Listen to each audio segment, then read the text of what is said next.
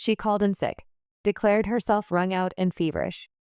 2 hours later, she was cheering into her phone with a mimosa in hand, and the entire office saw the evidence.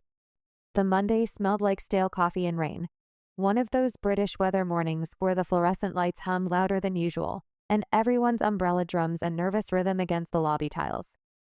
I was halfway through a spreadsheet when my phone chirped with a voicemail from Tina. Breathy, urgent, convincing. "Hi, it's Tina. I'm so sorry, I can't make it in today. I think I ate something bad at that sushi place last night. I'm dizzy. I can't even stand up without being sick. Please. Tell Greg and cover my calls, okay? I feel awful." You learn in sales to triangulate tone. People dial melodrama for metrics, but Tina's voice sounded raw at the edges, like someone who'd rehearsed sincerity and still couldn't quite reach it. I texted a quick, "Rest up, hope you're okay," and went back to the numbers. By 11, the office had thinned to a lull. Phones still chattered rhythmically at the front desk, but inside our team cluster, there was a gentle, anticipatory quiet, the type that comes before the storm of afternoons. That's when Jessica leaned over my monitor, her eyebrows an inch apart. "You won't believe this," she said. Her screen had an Instagram feed open. Tina's posted a story. I peered over. There, smeared across my coworker's phone, was a row of pictures timestamped that morning. Selfies with perfect hair. A stack of avocado toast on a sunlit terrace. A slow-motion clip of hands clinking champagne flutes, golden bubbles catching the light. A boomerang of Tina, laughing, head tipped back, sunglasses on. The caption, "When life gives you lemons, add vodka blessed brunching." Her smile in the video was wide and free. Behind her, I could see a table full of friends and plates emptying, a server refilling a carafe of bottomless mimosas. The timestamp on the carousel said 9:17 a.m., right in the heart of her sick morning. Someone had struck gold. The office atmosphere flipped in that instant from quiet to electric. Not with the tawdry glee of schadenfreude alone, though that was a corner of it, but with the clearer, sharper surge of breach. Trust punctured and on display. Greg, our manager, was mid-walk toward the conference room when he took one look at Jessica's screen. He stopped like someone who stepped into a puddle. His face, usually the color of control, leached out. "Is that Tina?" he asked, voice flat. He tapped the screen as if it were a live gas leak. "Glad you're feeling better," he typed under the photo, followed by a half-smiling emoji. The comment blinked beneath her post as if it had been waiting for that exact moment. The thing about small teams is that distances are short. Rumors travel at the speed of habit, from desk to desk, in half-suppressed laughs and the crisp rustle of sandwich wrappers. By lunchtime, someone had printed the screenshots and taped them to the batting board by the break room. "Tina, sick?"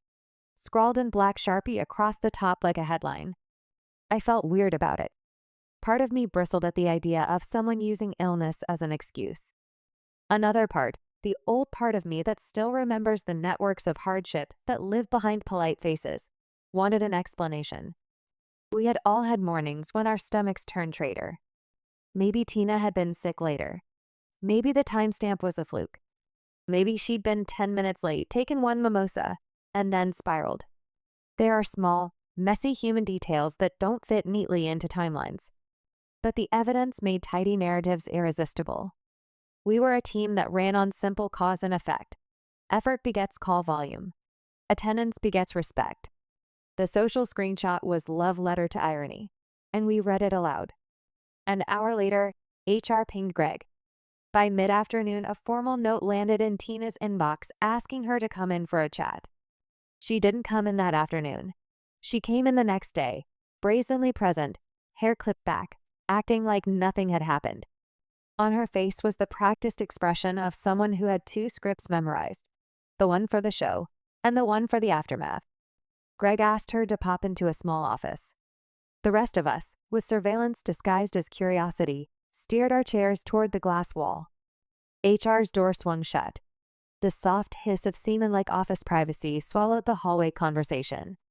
When the door opened, Tina emerged pale as a drawn card, eyes rimmed and voice laddered with apology.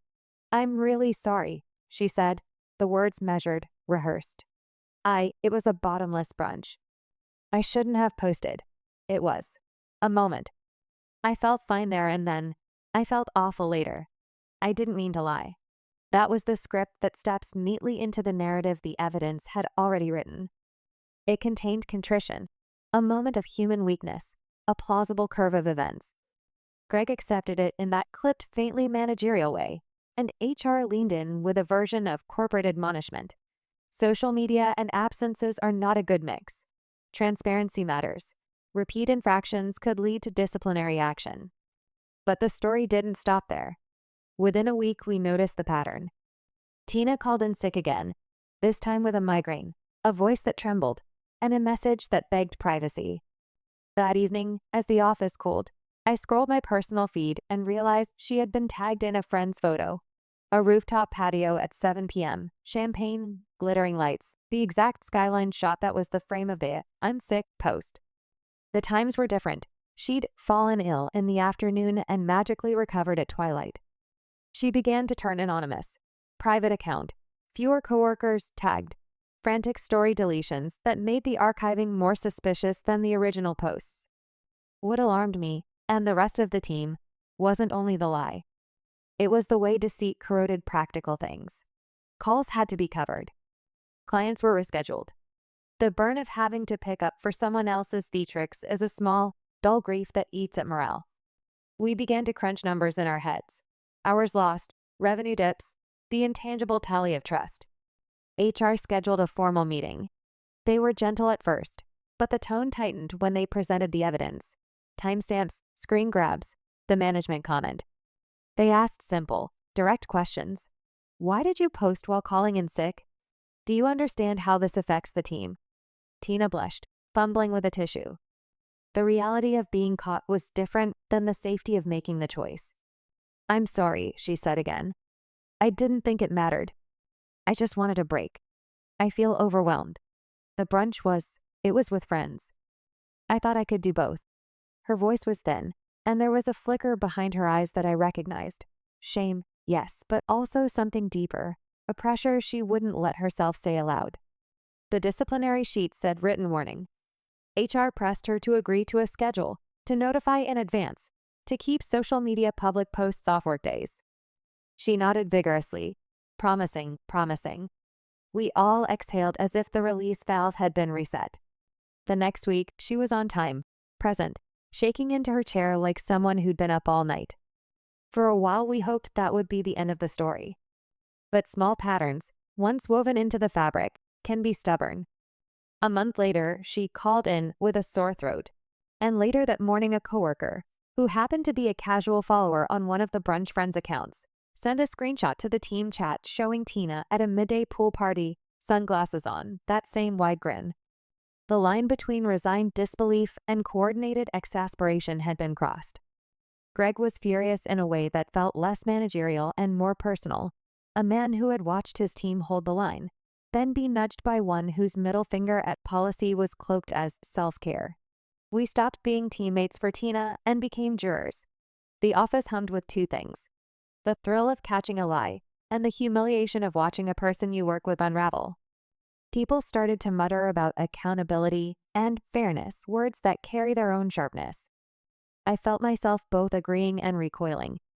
There was a part of me that wanted to shout that work cannot be a moral straitjacket, that lives exist in messy shades and not on neat policy forms. Then something small happened that reopened the wound on a different note.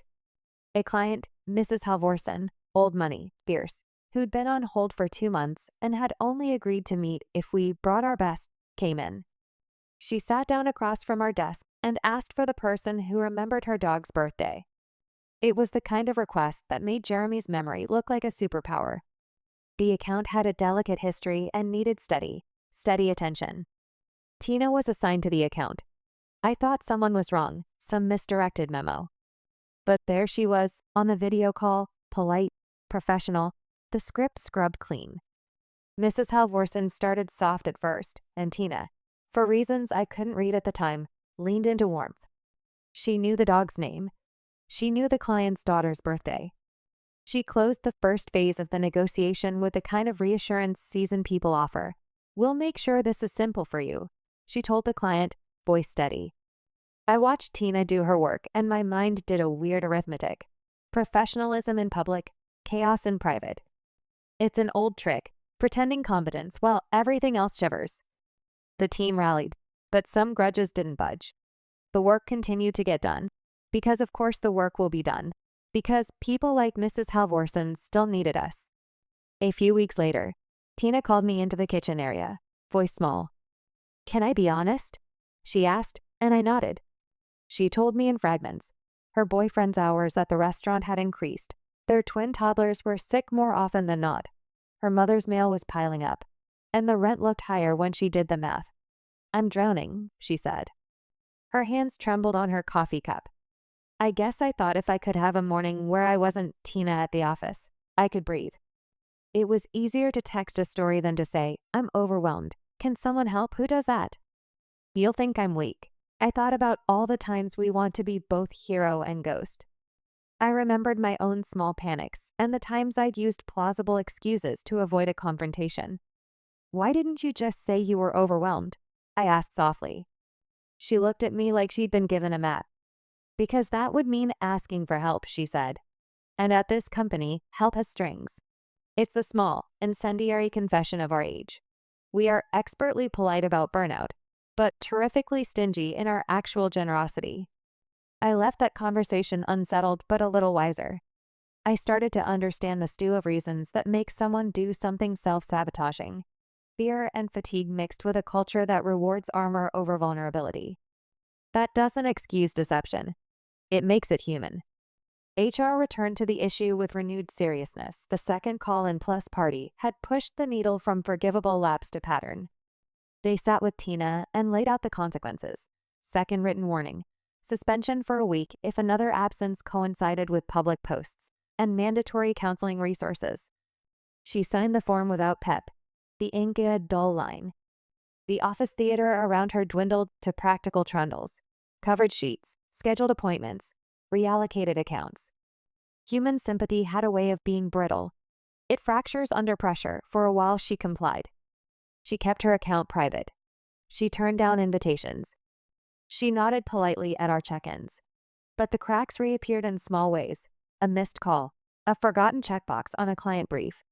And then the climactic moment arrived in the form of an email most of us would rather not read. HR had received multiple client complaints escalating to the executive level. It was not one bone-splintering error, but a pattern, small slips documented with dates and outcomes. The company, bored of apologies and short on patience with revenue erosion, made the move that it always makes when policies and people collide: termination. I remember the way the office went suddenly quiet as we read the notice. There was a sickening, practical finality to the word terminated that felt like a small death. We were a crew of people who'd spent months in the liminal space of judgment and pity, and now the choice had been made.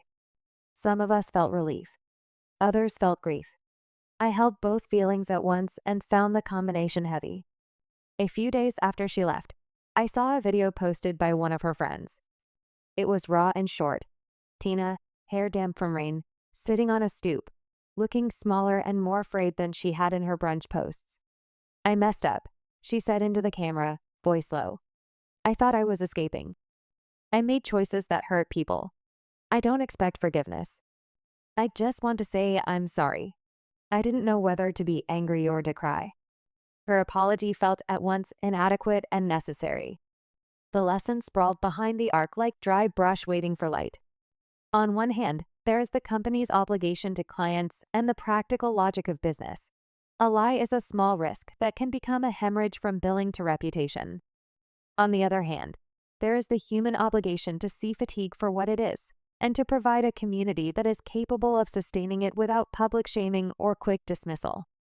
I went back to my desk that morning and sat with the memory of Tina's laugh at the bottomless mimosa bar, a laugh that had once lit our team like a flare. I also remembered her small, private confession in the kitchen, the line about not knowing how to ask for help. That line stuck.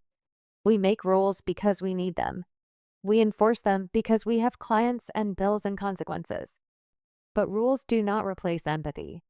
The hard learning, the one that hurt to swallow, was that accountability and compassion must coexist. We can demand a workplace that functions efficiently, yes. But if we don't also build one that encourages people to bring their messy lives in and say, "I'm overwhelmed," then we will continue to staff silos of shame where people self-medicate their absences with polite lies. Months later, I still find myself thinking about that rooftop mimosa, about the printed screenshot on the break room board, about the final camera apology. It sits alongside my other memories from those years. A client signing an enormous contract after Tina's warm call, a team huddle filled with unremarkable laughter, the quiet of an empty chair. The story doesn't have a tidy moral, because people are not tidy. But it has a sticky line of truth. The small choices we make in private ripple outward. If there is a single bruise-shaped lesson I learned, it's this: call the people who matter. Ask them how they are, not so you can have ammunition in case they fail you, but so you can know their small griefs before they fold into patterns that feel impossible to fix. And if someone does break a trust, hold them accountable, yes, but also consider how your workplace could have asked differently in the first place. Tina taught us, in the most visible and messy way possible, that deception is often a symptom of exhaustion. She taught us that social media has become a paper trail for human frailty. Mostly, she taught me that the work of being human is not just to point at a failing. It is to stand close enough to help through it, or to have the courage to be honest with ourselves about when we cannot.